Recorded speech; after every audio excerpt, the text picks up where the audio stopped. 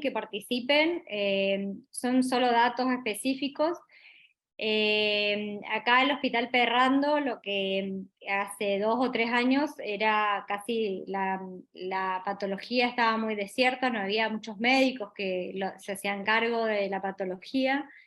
Eh, vamos a decir que hace en realidad 4 años, en realidad de hacia acá, yo tomé más o menos la posta, por decirlo de una manera.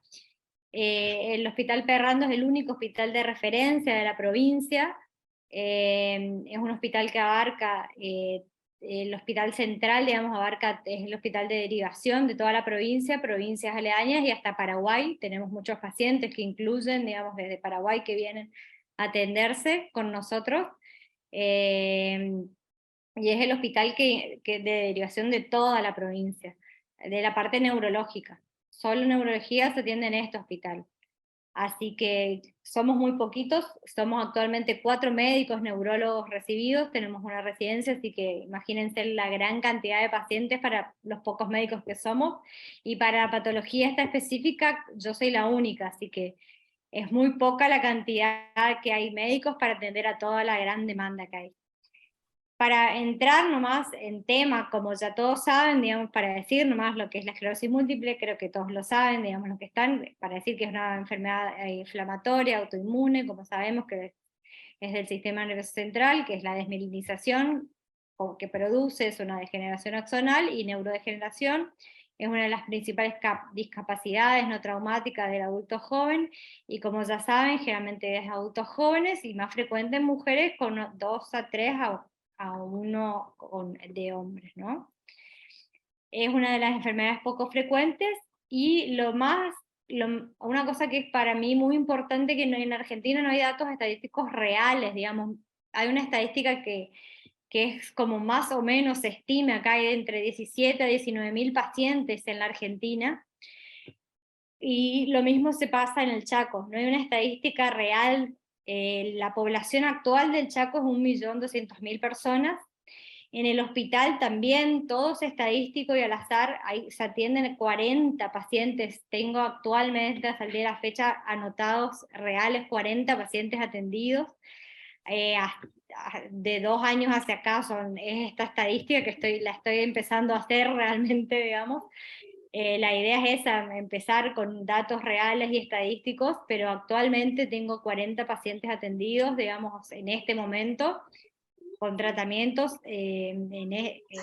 para una población de 1.200.000, se atienden 40 en este momento, vuelvo a decir, con una dificultad más o menos difícil al acceso, por lo que vuelvo a decir, por la falta de dificultad del turno, por la dificultad en el acceso a los turnos. Los pacientes realmente llegan muchas veces tarde, siempre consultan primero, como dijimos, a los traumatólogos o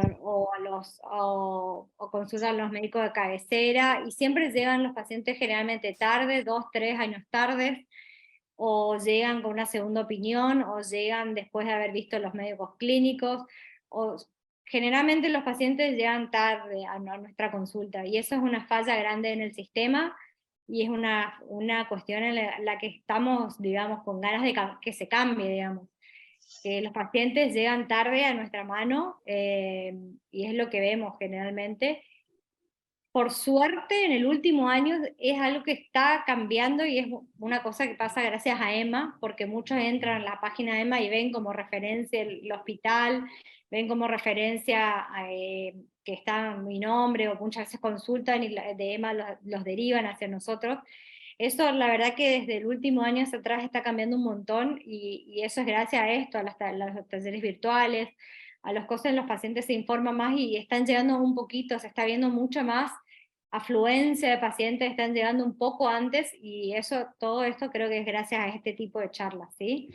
Nosotros contamos en el hospital con tomógrafo, resonancia de alto campo de 1,5, en la provincia hay 2 resonadores de alto campo, en Corrientes hay un resonador de 3 teslas, tenemos dosajes de bandas oligoclonales, dosajes de antigoporinas, dosajes de antimol.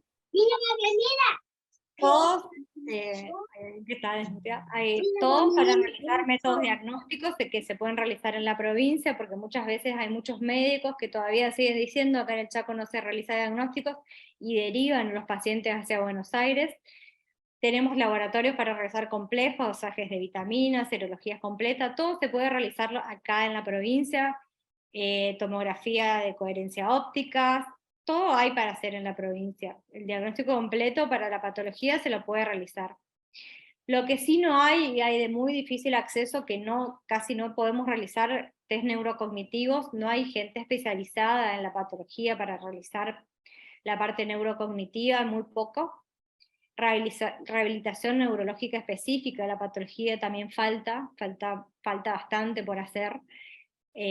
Faltan centros especializados en la rehabilitación neurológica específica y también tratamientos psicológicos, por eso muchas veces acuden también a los psicólogos de EMA virtuales y eso, porque no tenemos psicólogos especializados acá en la región, y son cosas que fallan en la provincia.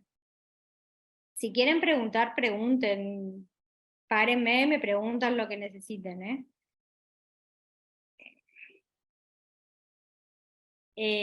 Lo que también tenemos mucha dificultad en el acceso a nivel provincial desde el Ministerio de Salud Pública es el acceso a la medicación, por lo que también necesitamos sí o sí que el paciente acceda a tener algún tipo de cobertura, que también siempre la mayoría de los pacientes tienen o la obra social provincial, porque la mayoría son empleados públicos, o necesitamos que se hagan el certificado del CUT, por eso bueno, o el certificado, después va a explicar Antonella, siempre piden que tenga primero el certificado de discapacidad o el CUT para poder acceder a la medicación, para poder dar la medicación.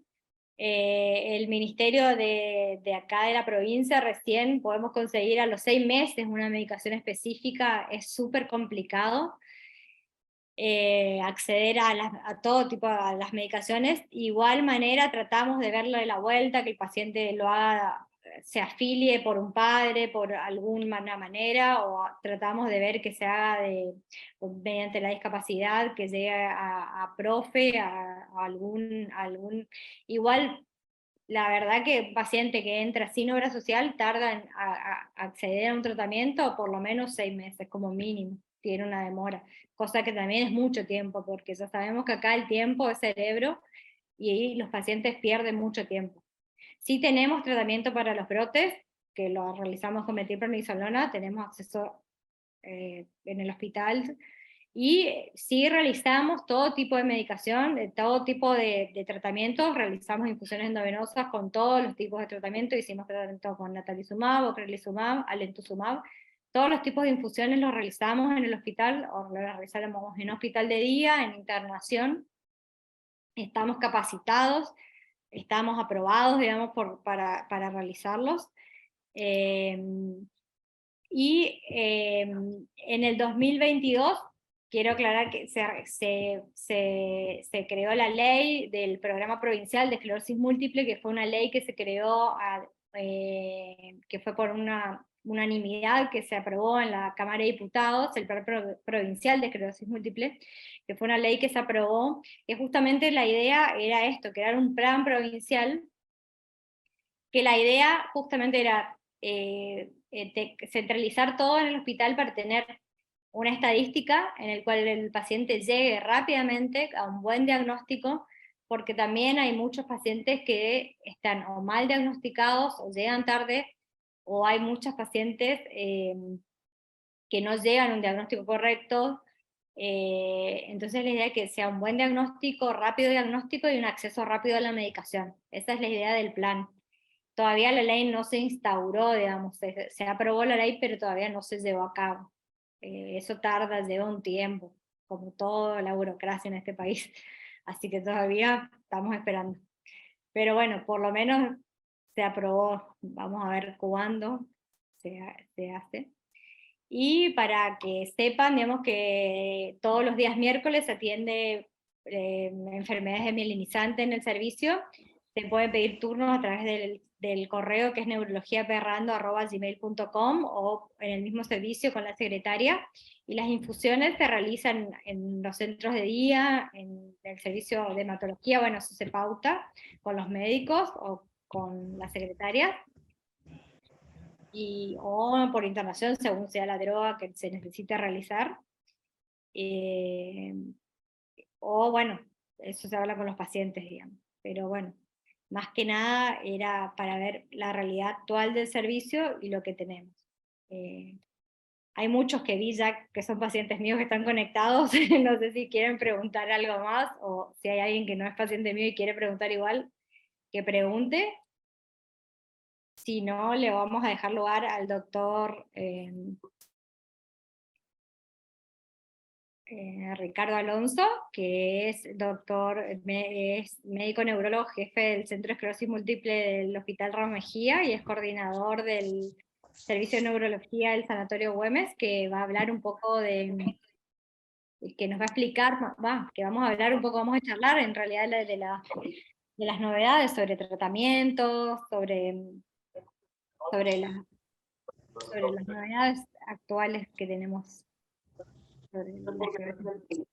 Veamos si alguien tiene una pregunta. Igual, Dale. felicitaciones, Mariana, por todo el gran laburo que están haciendo. La verdad que Increíble. increíble y lo armaron de la nada, ¿no? O sea, no tenían ninguna base y ustedes empezaron a crear su propia base. Tengo una pregunta, esto que me llamó la atención, que comentaste del CUD, aprovechando que está Antonella, y la necesidad del CUD para iniciar un tratamiento. No sé si entendí mal o es así. Todos los pacientes que tienen ustedes en el servicio, en el seguimiento, tienen CUD, y todos estos pacientes han necesitado tener este certificado para que se les pueda iniciar un tratamiento. Sí, te piden las obras sociales, piden tener el certificado para tener el tratamiento. Bueno, no sé si, Para el que el tratamiento le cubra 100%. Joana, ¿y esto es así? O sea, Ahí entro. me sorprende, es interesante esto que comenta Mariana. En realidad, por una cuestión legal, digamos, no necesitarían el CUD para la cobertura del medicamento. Digamos, no es un requisito que tengan el CUD. Sí, lo que hay es un beneficio por parte de las obras sociales que tiene que ver con un reintegro por parte del Estado de esos medicamentos que están, digamos, de aquellas personas que están dentro de lo que es el certificado único de discapacidad.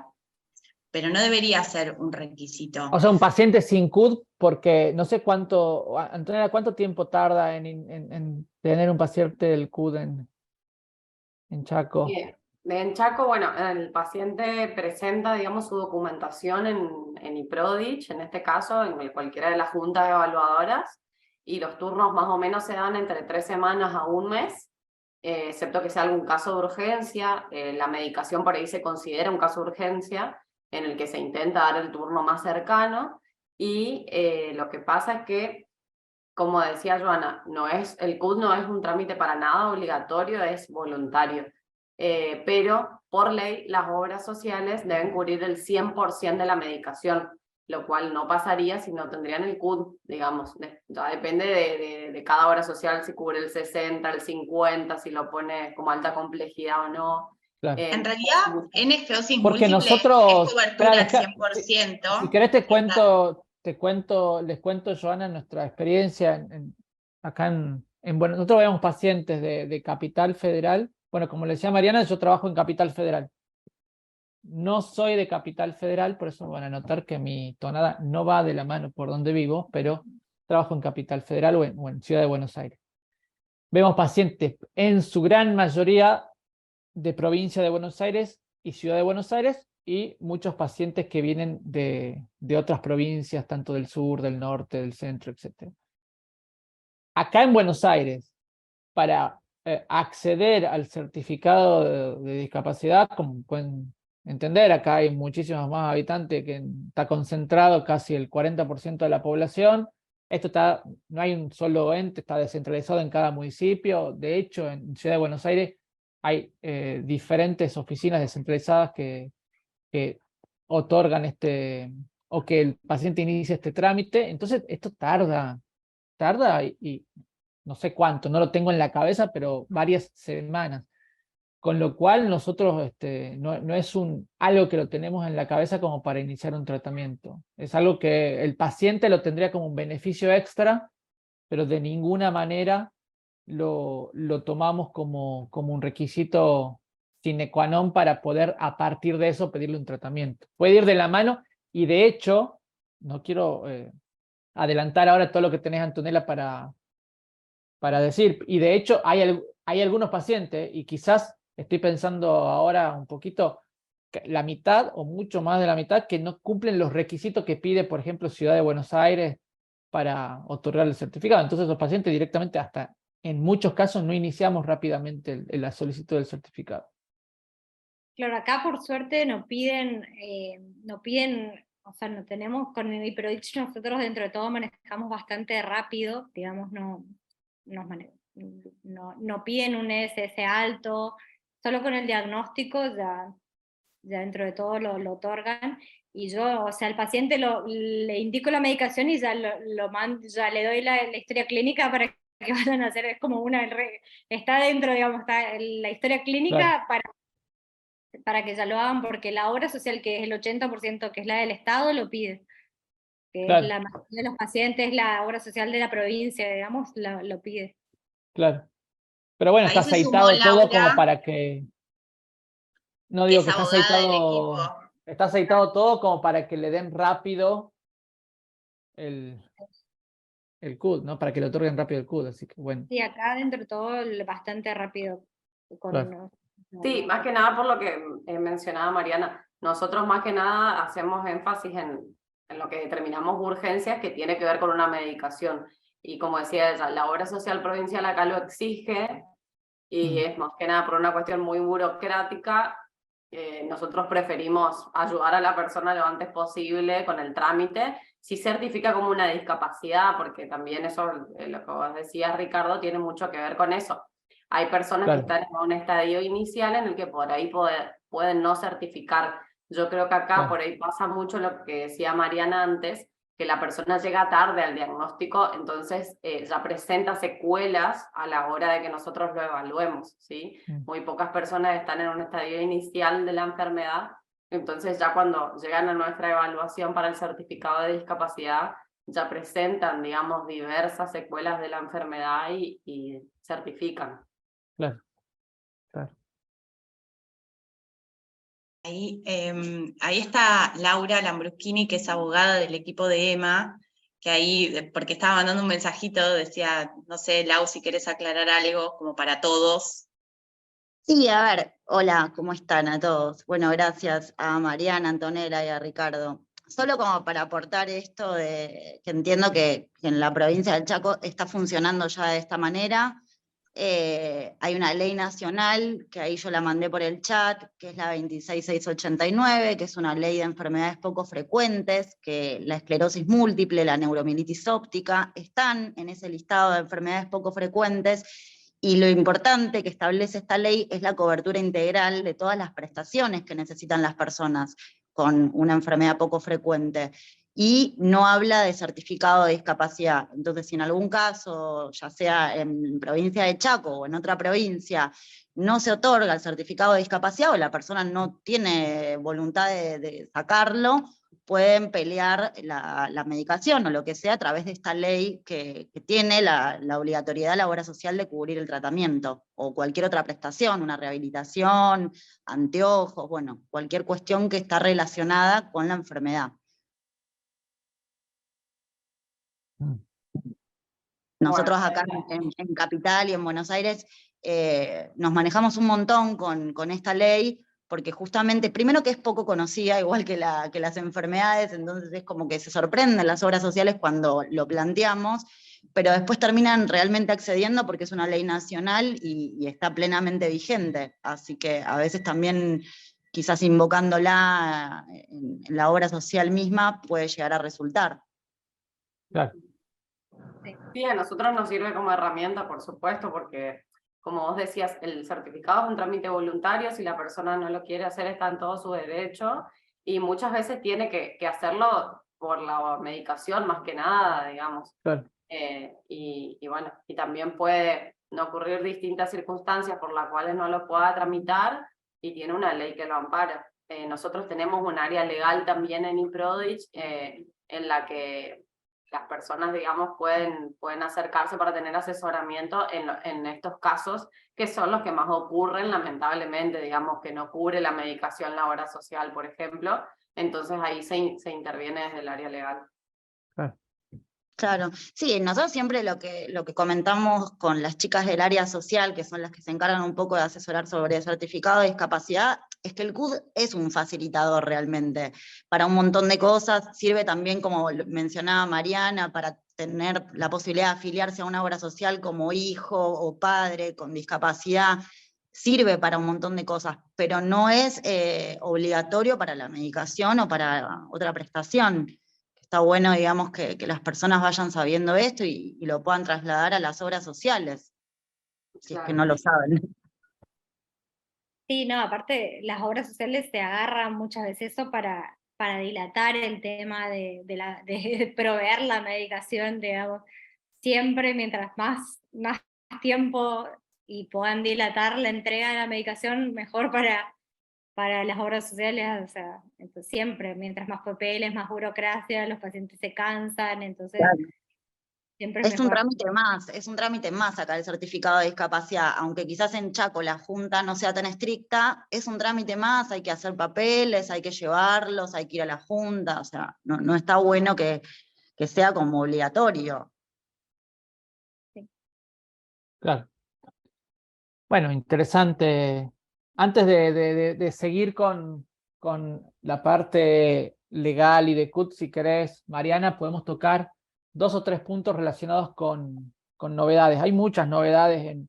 Creo que la esclerosis múltiple seguramente es de los campos de la medicina y de la neurología que más evolución ha tenido en los últimos años. Sin dudar, dentro de las enfermedades neurológicas es de las enfermedades, y los neurólogos que se dedican a esclerosis múltiple y los investigadores que investigan en esclerosis múltiple seguramente son de las personas más activas que hay en el campo de la investigación y sacando nuevas novedades. Yo elegí 2 o 3 cosas que tienen que ver con diferentes momentos de la enfermedad o diferentes etapas, que tienen que ver por ahí la etapa de preenfermedad, qué cosas nos puede predisponer a tener la enfermedad, ya teniendo la enfermedad, qué novedades tenemos durante el diagnóstico y el control de la enfermedad, y obviamente, de nuevo, ya teniendo la enfermedad, cómo la puedo controlar. ¿Sí? Son 3 etapas completamente diferentes y elegí un punto para tocar en cada etapa si estás de acuerdo, y después podemos abrir una parte de preguntas y respuestas. Traté de no tener ninguna presentación porque creo que esto es más dinámico y también incentiva a los que están del otro lado a preguntar, pero desde el punto de vista de la exposición y el factor de riesgo, ustedes saben, y creo que Mariana dio una excelente definición de la enfermedad, y una de las grandes incógnitas es cuál es el puntapié inicial, qué cosa desencadena la esclerosis múltiple. Hoy no sabemos qué desencadena la enfermedad, no sabemos dónde está el punto inicial, porque seguramente que si llegamos a entender y a poder descubrir o desentrañar ese enigma, vamos a estar mucho más cerca de la cura de la enfermedad, que hoy lamentablemente no estamos. Pero sí se empezó a entender cuáles son los factores que predisponen tener esclerosis múltiple, y una de las novedades es un tema que se retomó después de mucho tiempo. Ustedes saben que hay diferentes factores que aumentan el riesgo de esclerosis múltiple. Uno de ellos son los factores virales, las infecciones, la exposición a ciertas infecciones. Y hace mucho tiempo se viene hablando de diferentes virus que pueden predisponer, o sea, al estar en contacto con esos virus, pueden predisponer el desarrollo de la enfermedad. Uno de los grandes, de los grandes virus que se estudió de la familia de los virus, el virus del Epstein-Barr, de los grandes actores en este tema. Y hace muy poco, digo relativamente muy poco porque fue hace unos meses, un grupo muy importante de investigadores de Estados Unidos hicieron un estudio con un diseño muy complejo que hasta el momento no se había hecho, no se había desarrollado, y pudieron entender que todo esto que se venía estudiando en diferentes estudios de hipótesis, tanto estudios en humanos como también estudios en modelos animales, era cierto. Y este estudio lo que reveló es que la exposición al virus de Epstein-Barr aumenta 32 veces el riesgo a padecer esclerosis múltiple. De hecho, más del 98 hasta 99% de las personas con esclerosis múltiples, si uno le hace un estudio para saber si ha tenido contacto con Epstein-Barr, van a dar positivo para este contacto. Obviamente que no es una condición como una condición única, porque también tenemos del otro lado, la otra cara de la moneda, que el 95% de la población mayor de 18 años va a tener contacto con Epstein-Barr en algún momento de su vida y no va a desarrollar, en la gran mayoría de las personas no van a desarrollar la enfermedad. Pero bueno, es un paso más a la hora de poder entender desde dónde viene la génesis de la enfermedad. Me parece que es una de las novedades o de las últimas novedades de los últimos meses, y me parece que también revolucionó un poco este campo de investigación de la enfermedad. Pasando un poco a la parte del diagnóstico, creo que las novedades no las vamos a tener ahora, sino las vamos a tener dentro de muy poco, porque se están como tratando de reeditar los criterios diagnósticos. Ustedes saben que nosotros, los neurólogos que nos dedicamos a esclerosis múltiple, no nos basamos en ciertos parámetros para poder decir que una persona tiene esta enfermedad o que una persona no la tiene. Estos parámetros se denominan criterios diagnósticos, porque lamentablemente no tenemos ningún test para poder dar el diagnóstico con completa eficacia, ¿no? A ver, una persona que tiene aumento del azúcar en sangre, seguramente que no nos va a quedar la duda que tiene diabetes. Una persona que le tomamos varias veces la presión y tiene una presión elevada, no nos va a quedar la duda que tiene hipertensión arterial. Y así hay diferentes enfermedades que podemos tener un marcador que no nos hace equivocar el diagnóstico. En esclerosis múltiple no tenemos eso, no tenemos que valer de criterios diagnósticos, y como novedad es que están cambiando el pensamiento de los criterios diagnósticos para tratar de que cada vez se diagnostique en forma más rápida. Y una de las cosas que va a cambiar, o que seguramente se va a integrar en los nuevos criterios diagnósticos, es darle mayor importancia al nervio óptico, a este cable que une el ojo y el cerebro, que hoy dentro de los criterios diagnósticos no se tiene completamente en cuenta, y creemos que en los nuevos criterios diagnósticos el nervio óptico, la vía visual, el compromiso visual, que seguramente muchos de ustedes del otro lado lo tienen, va a ser incorporado. Entonces nosotros los neurólogos vamos a poder incorporar el dato ese de nuestros pacientes, y seguramente vamos a hacer de una manera más efectiva o de una manera más precoz, en realidad, el diagnóstico de esclerosis múltiple. También teniendo en cuenta de estudios que se pueden hacer para evidenciar el pronóstico o cómo va la enfermedad desarrollándose o evolucionando.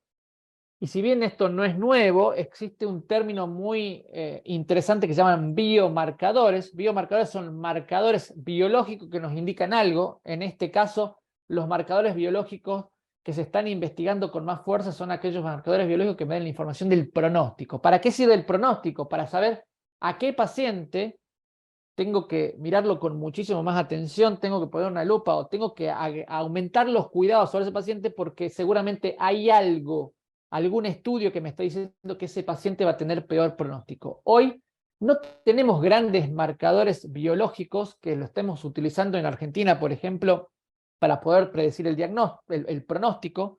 Si uno de ellos es la resonancia magnética, y nos valemos, pacientes que tienen mayor número de lesiones en resonancia magnética van a tener peor pronóstico que aquellos que tengan menor número de lesión, pero todavía la información que nos da es bastante, por ahí algunas veces medio escasa.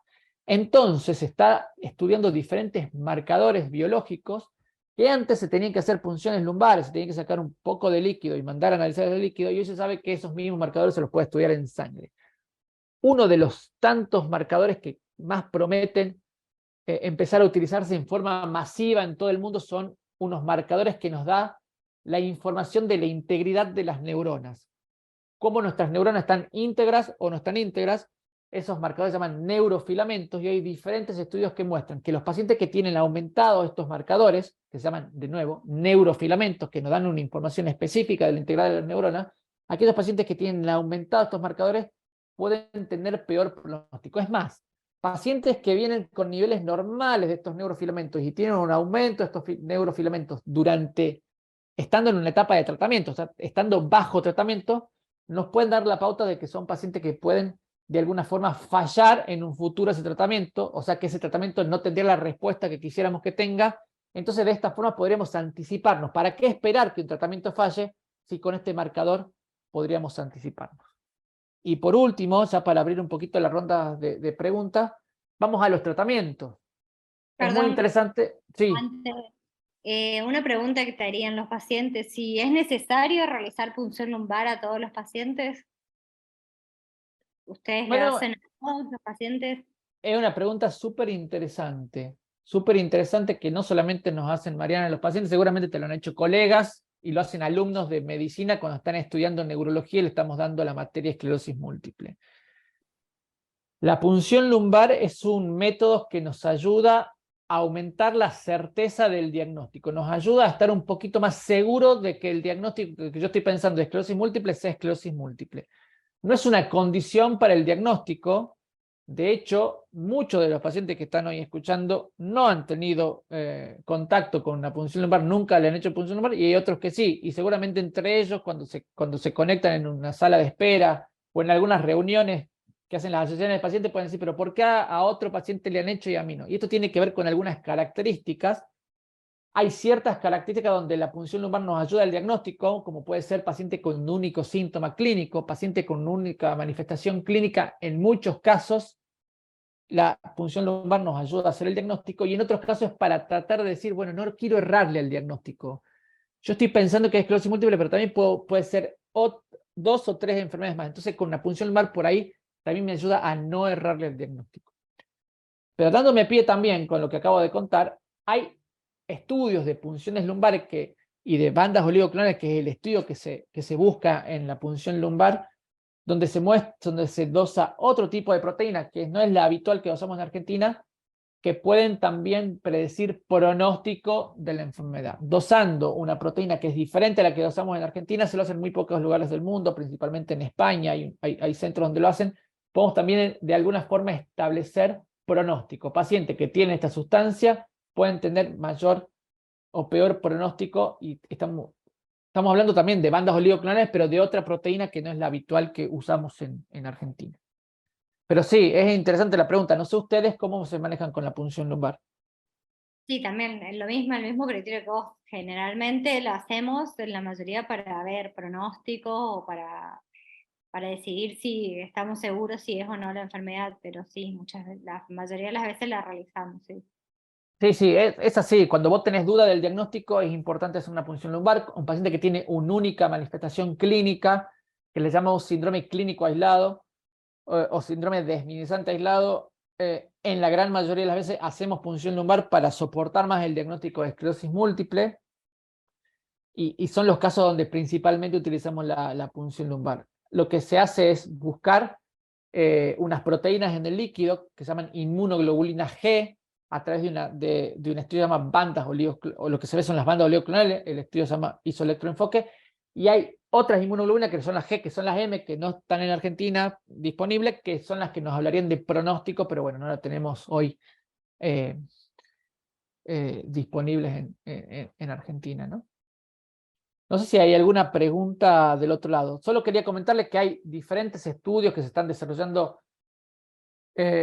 en este momento en diferentes países, e inclusive en Argentina. Estos estudios se llaman ensayos clínicos. Ustedes ya han estado un poco familiarizados de lo que es un ensayo clínico, porque cuando estuvimos en plena época de pandemia, cualquier ser humano que prendía el televisor estaban hablando de los famosos ensayos clínicos y de la fase 1 y de la fase 2 y de la fase 3.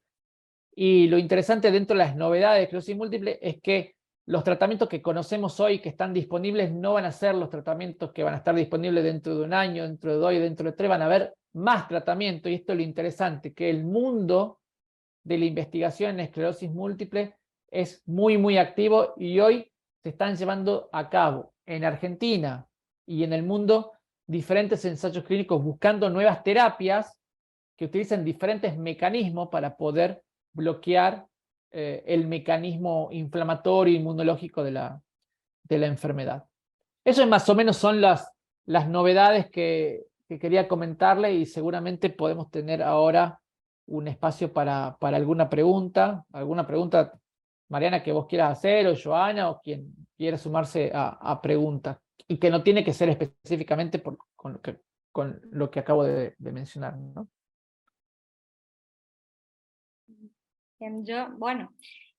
Yo quería saber si se encontró ya la cura de la esclerosis múltiple. No, lamentablemente he visto algunas noticias falsas en internet, y principalmente en la pandemia, donde la gente tenía mucho tiempo y empezaba a ver sobreinformación de cosas, y en internet salía la cura de la esclerosis múltiple. En algún país se encontró la cura de la esclerosis múltiple, los pacientes nos llamaban, y bueno, hoy se sabe que la enfermedad se puede mantener muy bien, se puede tratar muy bien, hay tratamientos excelentes que tenemos a disposición, que cada tratamiento va a tener diferentes perfiles para usarse. No todos los tratamientos son para todos los pacientes, no todos los pacientes podrían ser indicados el mismo tratamiento. Esto es muy importante que también lo digamos, porque vos comentaste también en tu presentación que ustedes tienen posibilidad, por ejemplo, de tener hospital de día y hacer infusiones de medicamentos por vena. No todos los pacientes van a necesitar estos fármacos. Hay pacientes que toman medicamentos por boca, no todos los pacientes van a necesitar esos fármacos. Entonces, hay una cuestión también medio artesanal desde el médico, desde el neurólogo, principalmente del especialista de esclerosis múltiple, poder tratar de evaluar cuáles son las características del paciente para poder hacer como un match con el tratamiento que estamos pensando. Ninguno de los tratamientos que tenemos a disposición curan la enfermedad.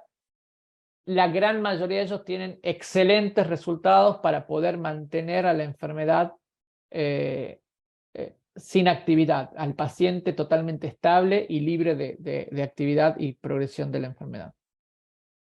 Bien, acá tengo unas preguntas de la gente que dice, de Nicolás Pegoraro, dice, ¿la deficiencia de vitamina D es un parámetro a tener en cuenta también en el tratamiento? Eso es interesante, Nicolás. Hay muchísimos estudios realizados sobre vitamina D, mucho.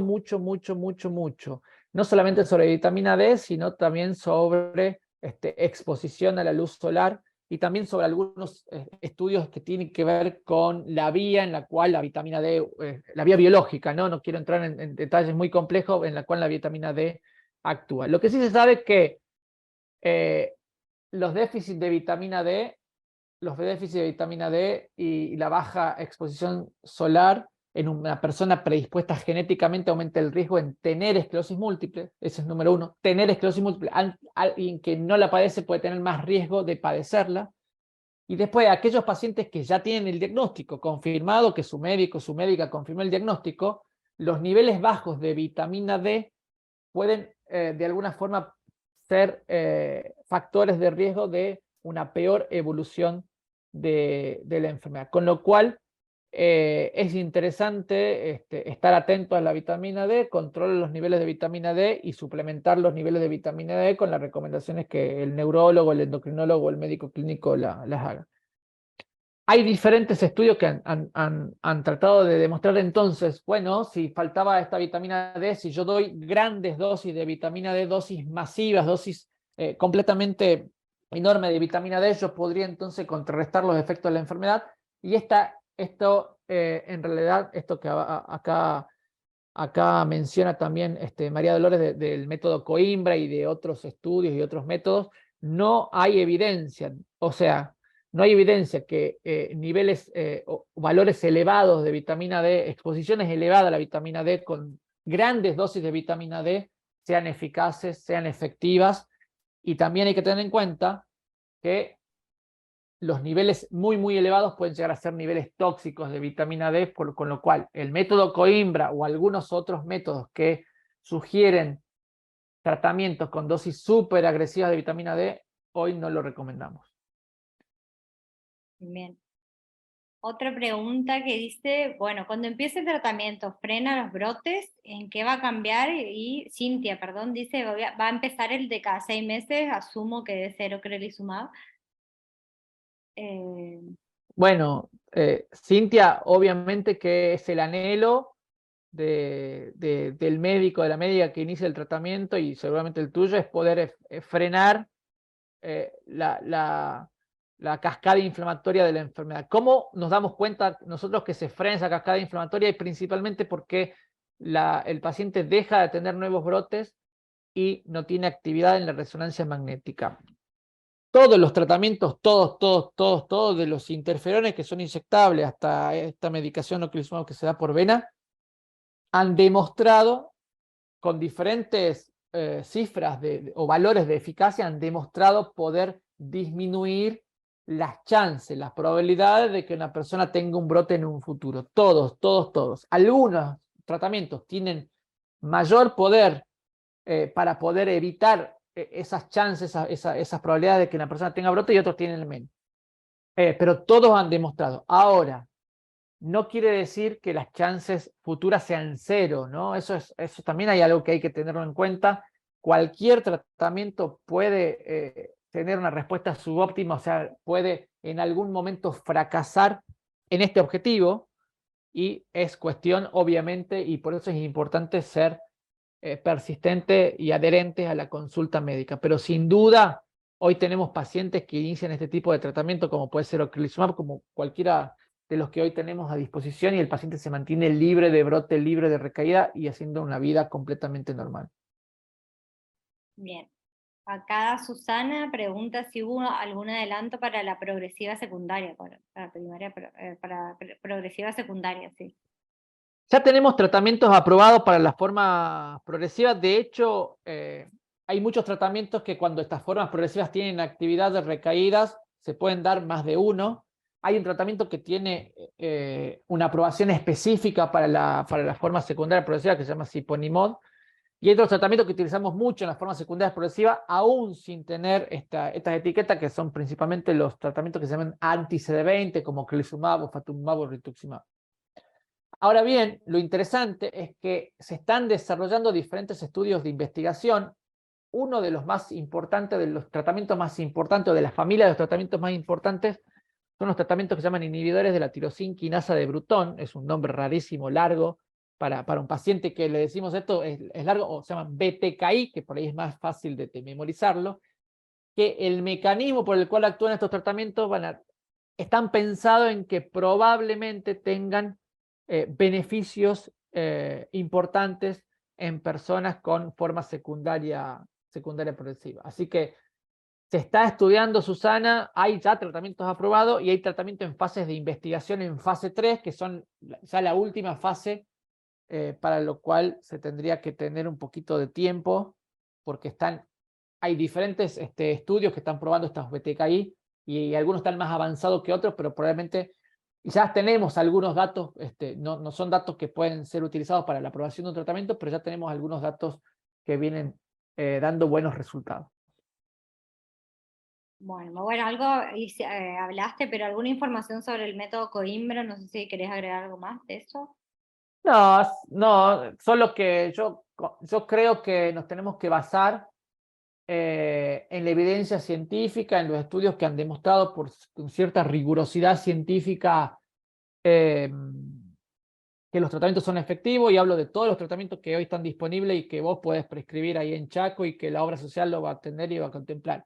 Todo lo otro me parece que carece de la rigurosidad que nosotros necesitamos para poder cuidar bien a nuestros pacientes. Entonces yo creo que lo mejor es hacer las cosas bien e ir por los tratamientos tradicionales. Dosis elevadísimas de vitamina D me parece que, primero, que no han demostrado ser eficientes, y después que podrían en algún punto, no sé qué opinás vos, Mariana, ser perjudicial. Sí, creo lo mismo, que hay que ir por lo aprobado y por lo científicamente probado. Nosotros tenemos varios pacientes que han iniciado, varios pacientes que nos han venido a ver con el método Coimbra. No sé si ustedes, Mariana, tienen algún paciente ahí en Chaco, en tu centro, pero bueno, todos le decimos lo mismo. A ver, hemos tenido pacientes que lo han operado de una vena del cuello que se llama yugular. Hemos tenido pacientes que le han sacado el timo, que es una glándula del pecho. del tórax. O sea, tenemos pacientes que le han hecho muchas cosas que no están hoy probadas científicamente, y hoy lo que recomendamos es lo que recomiendan todos los especialistas del mundo, que son los tratamientos que hoy están aprobados por las diferentes agencias reguladoras. En Argentina es la ANMAT. Bueno, otro Claudia Moreno pregunta, ¿qué parámetros hay que tener para cambiar la medicación? Una pregunta muy importante. Bueno, eso es súper interesante, Claudia, porque muchas veces esto no solamente tiene que ver con el paciente, sino también tiene que ver con el médico. Da una medicación y los médicos no controlamos a nuestros pacientes, o el paciente deja de ir al control, y para eso, para saber si una medicación está funcionando, está actuando, tenemos que hacer un control riguroso. ¿En qué se basan esos controles?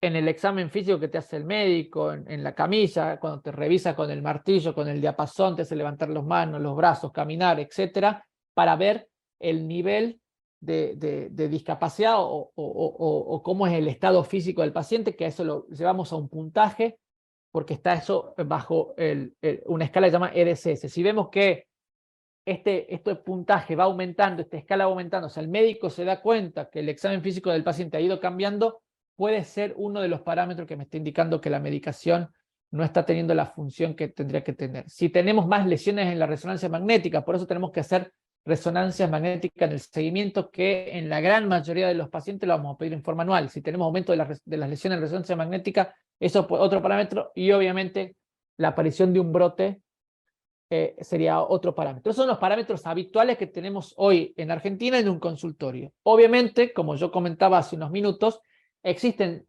ciertos marcadores biológicos que se están tratando de investigar. Ya hay muchos que están en fases mucho más elevadísimas y avanzadas de investigación, se está tratando de implementar más que de investigar, como marcadores de esto, de falla a los tratamientos. Bien, ¿salió ocrelizumab bioral? Ocrelizumab bioral no, hoy tenemos la formulación endovenosa. Bien. Otra pregunta que me parece importante, ¿cómo influye el virus JC en la determinación del tratamiento?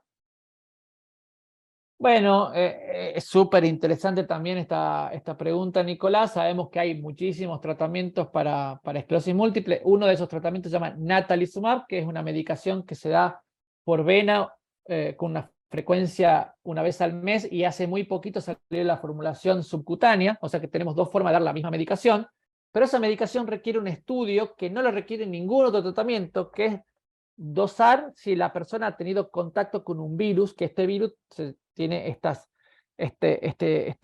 el nombre o estas iniciales, que es JC. Si la persona ha tenido contacto con este virus y este virus está en grandes cantidades, por así decirlo, hay un índice que se puede demostrar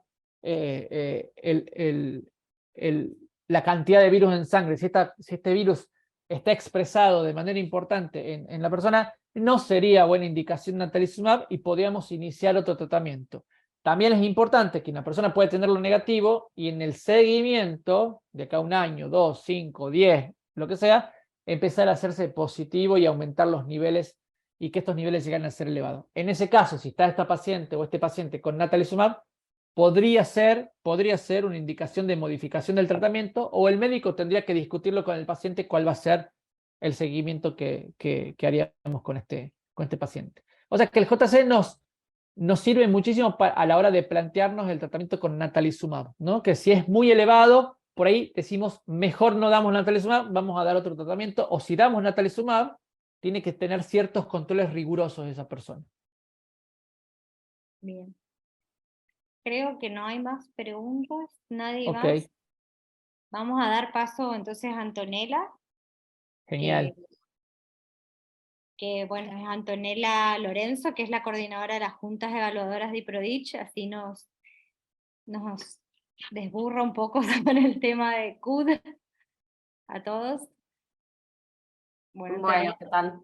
Buenas noches a todos. Bueno, como decían anteriormente, yo trabajo en IPRODICH, que es el Instituto Provincial de Discapacidad del Chaco, en donde, bueno, se realiza el trámite específicamente, entre otros trámites, pero del que vamos a hablar hoy, que es del Certificado Único de Discapacidad, el CUD.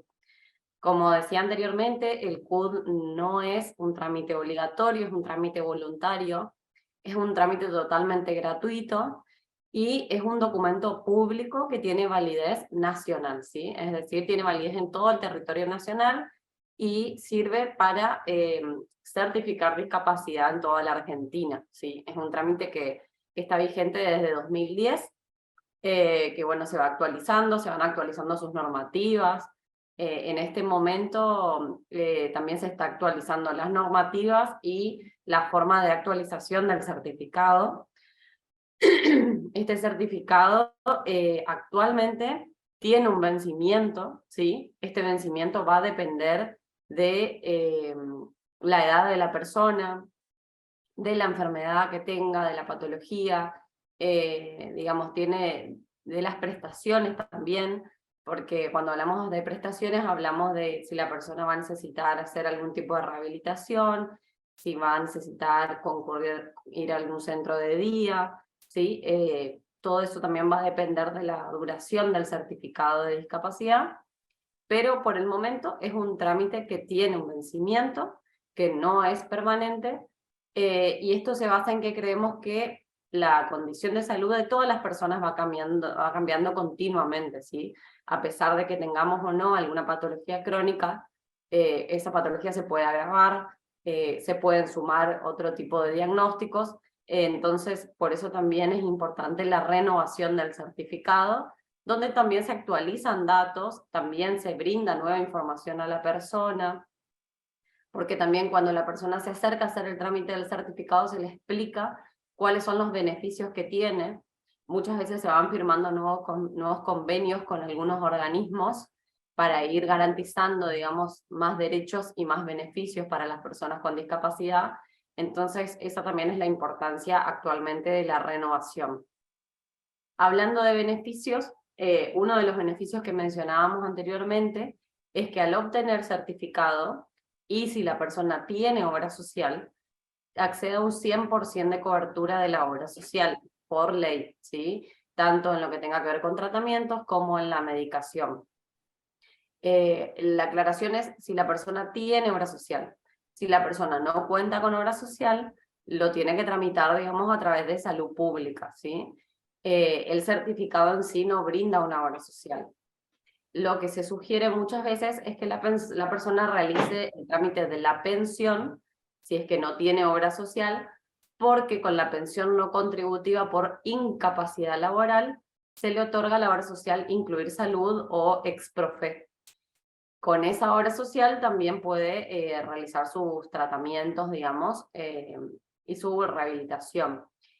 La realidad es que siempre funcionan mejor las obras sociales provinciales y nacionales que la cobertura que brinda incluir salud, pero bueno, si la persona no tiene la alternativa de afiliarse a una obra social, ya sea digamos, por algún parentesco o por su trabajo, es una alternativa, ¿sí? La pensión se tramita en ANSES, no se tramita en IPRODICH porque es una pensión por incapacidad laboral. Al día de hoy no existe una pensión por discapacidad, ¿sí? Y el certificado de discapacidad no es un requisito para la pensión. Para la pensión les van a pedir algo que se llama CMO, es un certificado médico oficial donde establecen un porcentaje de incapacidad, ¿sí? Que eso todo, digamos, es un trámite que se inicia en ANSES. Así se maneja en todo el país. El trámite del CUD, como les decía anteriormente, es un trámite que lo realizamos en IPRODICH. Nosotros actualmente tenemos 6 juntas evaluadoras funcionando. Estas juntas se ubican en la Junta Central en Resistencia y tenemos 5 en el interior, en Sáenz Peña, en Villa Ángela, en Charata, en San Martín y en Castelli. Y a su vez también realizamos juntas itinerantes a distintas localidades que nos vayan demandando, digamos, que las personas no puedan acercarse a las distintas juntas. También la pandemia, digamos, nos abrió una nueva posibilidad que es la evaluación por videollamada. Las personas que están en alguna situación de postración, de imposibilidad de movilizarse o que se encuentran muy lejanas a las sedes, pueden hacer la evaluación por videollamada, puede presentar a algún familiar su documentación o lo pueden mandar a través de una línea de WhatsApp que nosotros tenemos en IPRODICH y mediante eso coordinamos la evaluación por videollamada para que la persona pueda acceder al CUD sin tener que movilizarse de su casa, ¿sí? Eso es algo que se realiza desde 2020 y bueno, fue una gran herramienta que nos generó la pandemia para seguir evaluando. Bueno, en la actualidad, para hacer el trámite por discapacidad por esclerosis múltiple, la persona tiene que presentar un resumen de historia clínica de su neurólogo y en lo posible solicitamos el informe de la resonancia, ¿sí? Esta documentación que se presenta no puede tener más de 1 año de validez, o de vencimiento sería, porque es una normativa a nivel nacional que nos establece la Agencia Nacional de Discapacidad, ¿sí? La Agencia Nacional de Discapacidad, ANDIS, es la que regula a todas las juntas evaluadoras del país, la que capacita a los profesionales que pertenecemos a las juntas y que nos toma un examen también para poder pertenecer y poder firmar los certificados. Si alguno de ustedes tiene certificado o vio alguna vez alguno, va a ver que consta de 3 firmas, porque este certificado se tramita a través de una junta interdisciplinaria, ¿sí? De la cual participan médicos, psicólogo y trabajador social, y también pueden participar otros profesionales como ser kinesiólogos, yo soy kinesióloga, por ejemplo, licenciados en psicopedagogía, en fonoaudiología y licenciados en terapia ocupacional. También podemos formar parte de las juntas. Esto también fue algo que se cambió, digamos, desde 2010, porque antes tenía solo una mirada médica, el certificado de discapacidad, y hoy hablamos de un enfoque biopsicosocial en el que también hacemos foco no solo en el diagnóstico que tiene la persona, sino en cómo este diagnóstico afecta a la vida diaria. Hablamos de esto cuando hablamos de discapacidad. Por eso lo que hablábamos anteriormente es que muchas veces puede pasar que una persona tenga el diagnóstico de esclerosis múltiple, pero que no certifique en ese momento como una discapacidad, ¿sí? Es lo que intentamos explicar. Nosotros no evaluamos diagnósticos, sino que evaluamos secuelas, ¿sí? ¿Qué produce la enfermedad en la persona?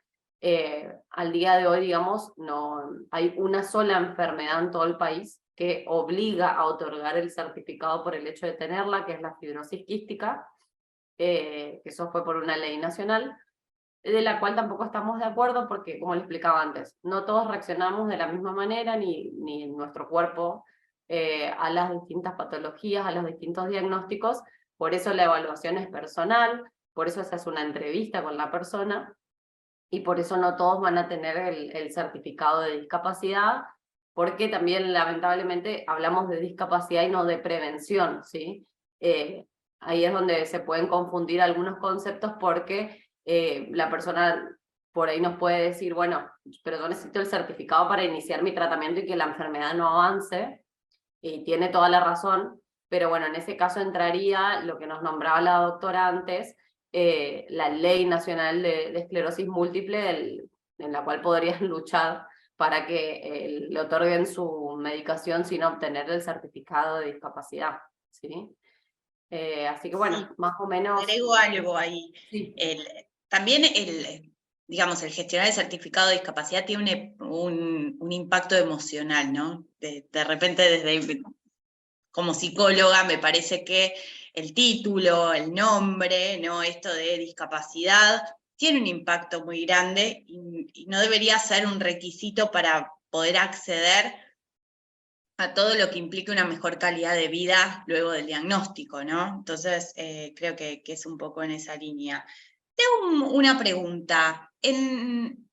Entiendo, a ver, corregime si me equivoco, el IPRODICH estaría gestionando a su vez centros de rehabilitación. ¿Hay centros de rehabilitación provinciales a los que puedan acceder las personas con el diagnóstico?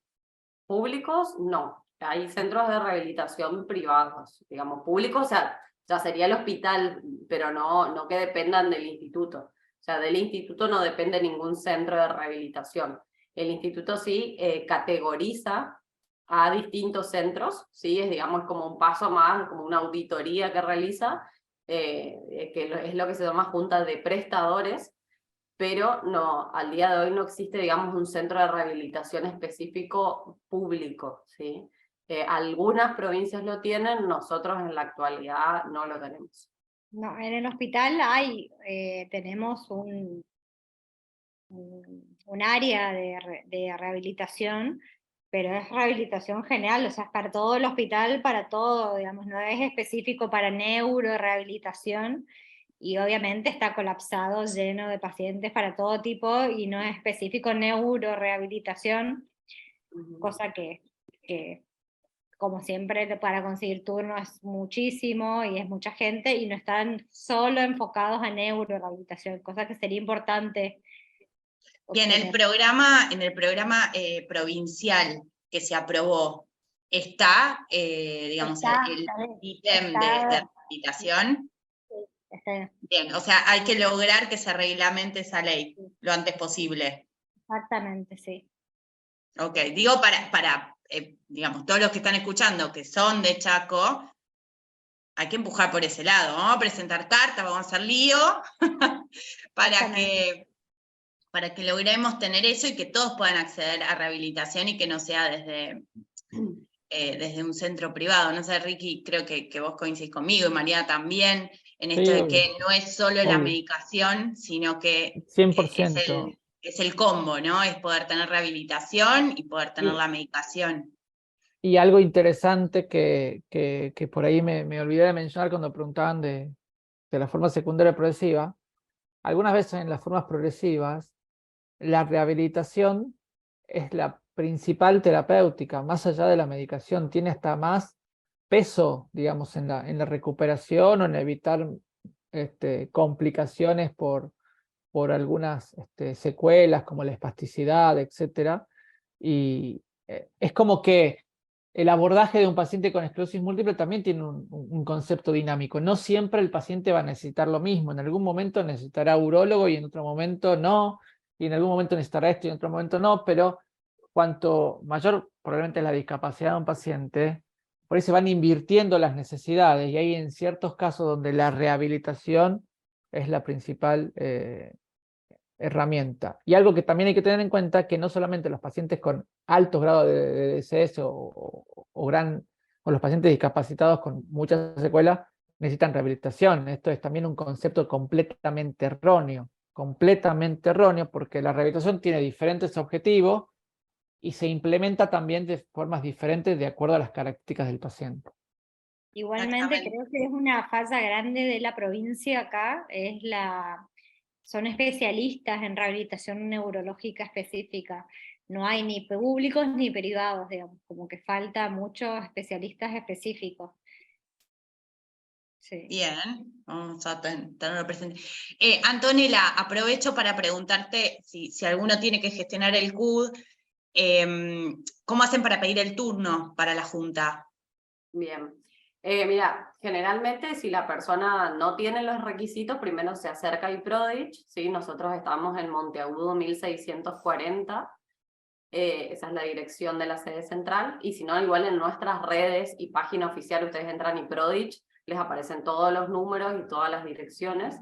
Se acerca, solicita los requisitos y una vez que los completa, los presenta. Al presentar la documentación se le da el turno para la evaluación, ¿sí? Todo eso también lo puede tramitar algún familiar si la persona tiene algún impedimento, no hay ningún problema, tanto el pedido de requisitos como la entrega de documentación. Si al momento de la evaluación tiene que estar la persona, ya sea de forma virtual o presencial, y si se puede, en ese momento, en el momento de la evaluación ya se entrega el certificado, o sea, la persona ya se va ese día con su documento. Ese es nuestro circuito normal. Como manejamos un sistema nacional, a veces puede pasar que se cae el sistema, que lo tiene que buscar al día siguiente, algunas cuestiones, pero la idea es que funcione siempre de esa manera, que la persona el día de su evaluación ya se vaya con su certificado en la mano y ya pueda seguir con cualquier otro trámite. Y creo que es muy importante aclarar lo que vos dijiste, Joana, que siempre le explicamos a las personas, y es que intenten, digamos, no mirar al certificado de discapacidad como una etiqueta, sino como una herramienta, ¿sí? Como una puerta de acceso para los beneficios y los derechos que le corresponden a la persona, que nos falta muchísimo por cumplirlos, digamos, en todo el país, no solo en Chaco, pero bueno, trabajamos día a día para que se abran un poquito más cada vez las puertas y estos espacios también sirven para eso. Y te hago una pregunta más. Si lo pierden, el CUD. ¿Qué pasa? ¿Cómo se hace? ¿Qué tenemos que hacer? La persona tiene que acercarse con una denuncia de extravío. Ahí va a depender de cuándo se emitió el certificado, eso nosotros lo vemos por sistema, porque si pasó más de un año de la emisión se le vuelve a pedir un resumen de historia clínica, y si está dentro del año de la emisión se reimprime el certificado solamente. Buenísimo, bien. Mariana, Ricky, hay una pregunta más que tomé del Facebook, que tenía que ver con si la persona está en tratamiento oncológico, ¿qué pasa con las medicaciones de esclerosis múltiple? Si puedo utilizar algún tratamiento, no sé si me pueden ayudar con esa pregunta. Sí, no sé si Mariana la quiere tomar como... No, Ricky, te dejo. Es súper complejo el tema, interesante. Hoy todas las preguntas han sido súper difíciles. Nos tienen a prueba a ver si estudiamos o no estudiamos. Es súper complejo. A ver, primero hay que tener en cuenta esto. La gran mayoría de los tratamientos, por no decir todos, están contraindicados cuando hay un cáncer activo. O sea, el diagnóstico de cáncer activo contraindica la indicación de un tratamiento. O sea que una persona que esté con alguna patología oncológica debería, si está bajo un tratamiento de esclerosis múltiple, suspender el tratamiento para poder tratar la patología oncológica. Una vez que tengamos ya la confirmación de la curación de la patología oncológica, se podrá analizar cuál sería la mejor medicación a tener en cuenta. Los pacientes que están bajo quimioterapia, la quimioterapia es como si fuese un gran tratamiento para esclerosis múltiple. De hecho, algunos tratamientos para esclerosis múltiple se utilizan en diferentes enfermedades oncohematológicas, por ejemplo, como cladribina, como alemtuzumab, como rituximab. Entonces, seguramente ya con la quimioterapia estamos, porque la quimioterapia lo que hace también es resetear el sistema inmunológico, entonces, porque resetea los linfocitos, hace como, bueno, además de otras cosas. Entonces, ya estaríamos exponiendo al sistema inmune a un tratamiento y no podríamos obviamente combinarlo con otro tratamiento. Acá el desafío, porque cuando está un paciente en quimioterapia, no hay duda que hay que sacar el tratamiento, de vuelta, no se indica tratamiento en un paciente con un cáncer activo, el desafío es qué hacer con un paciente que superó el cáncer. ¿Qué tratamientos podríamos darle que no tenga o que no lo exponga al aumento del riesgo de tener un cáncer? Y bueno, y va a depender qué tipo de cáncer y los tratamientos que vamos a elegir, ¿no? Pero sí, interesante. A ver, y hay una pregunta más en Facebook que dice, si sigue dando negativo el virus JC después de 2 años, ¿cuánto tiempo más se puede continuar con el natalizumab?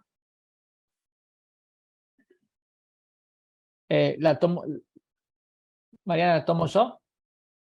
Sí, como quieras. Si sigue dando negativo, puede ser por el tiempo que quiera, que se pueda, que quiera, por tiempo indeterminado. Tengo pacientes que 10 años más, creo que lo máximo que yo tengo es 10 años. No sé vos, Ricky, debes tener más seguramente. Sí, por ahí unos años más, pero 100% de acuerdo. Bueno, yo no veo más preguntas, creo que ahí estamos. Les quiero agradecer enormemente, está buenísimo que podamos hacer esto, que podamos contar también qué pasa en otras provincias, dar herramientas, empoderarlos, también esto de ir, insistir, a ver si todos están de acuerdo conmigo, tenemos que lograr que se reglamente el programa provincial de esclerosis múltiple, saber cómo funciona el IPRODICH, saber que en el hospital hay un montón de servicios y que podemos contar con eso, realmente achicar los tiempos de diagnóstico, lograr que si hay síntomas, si hay algo que nos hace ruido, si sentimos que nuestro cuerpo no está como siempre, poder consultar, porque cuanto antes sea el diagnóstico, mejor es el pronóstico, saber que hay alternativas, hay tratamientos, tanto en medicamentos como rehabilitación, hacer todo lo que podamos para estar bien, y creo que, bueno, que poder armar estos equipos y contar con profesionales que trabajen todos juntos es un golazo. Así que... Joana, y déjame agregar algo que también es importante, porque yo lo veo desde acá, desde Buenos Aires, desde Ciudad de Buenos Aires, que es importante el trabajo y que se hace en las provincias. Esto es lo que está haciendo Mariana en su hospital, es importantísimo.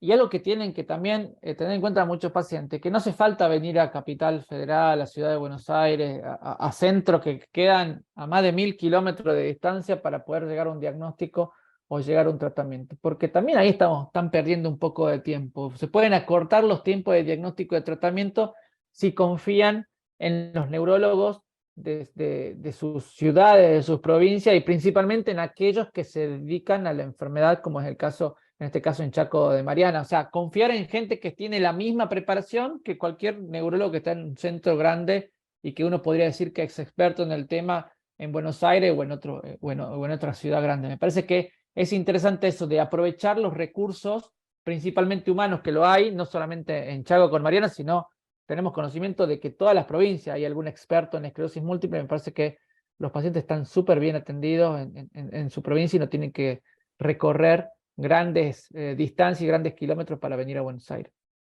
Tal cual, sí, y el trabajo en equipo entre el hospital y el IPRODICH, que juntos puedan avanzar con esto de la urgencia, de que si es necesario el CUD o la gestión del CUD, que haya conexión entre esto, creo que es fundamental.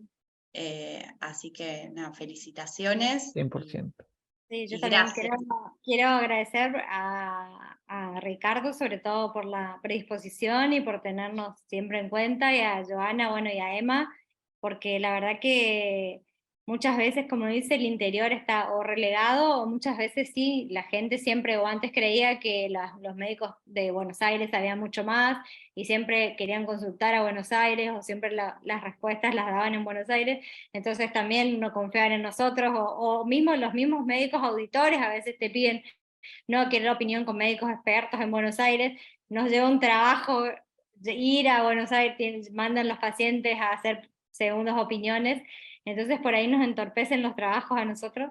Entonces todo esto nos abre un panorama mucho más amplio, y se nota porque se nota la diferencia. Cada 2 años la afluencia de pacientes aumentó un montón, digamos, que vienen mucho antes, llegan mucho más temprano los pacientes, tenemos una cantidad más amplia de pacientes, así que gracias a estos espacios estamos trabajando mejor, digamos, y sí, a la garra que le estamos poniendo también, así que, y a la ayuda de todos, así que sí, un trabajo en conjunto, así que gracias, y gracias Antonella también por la colaboración desde el lado del IPRODICH, por ayudarnos siempre día a día en todo.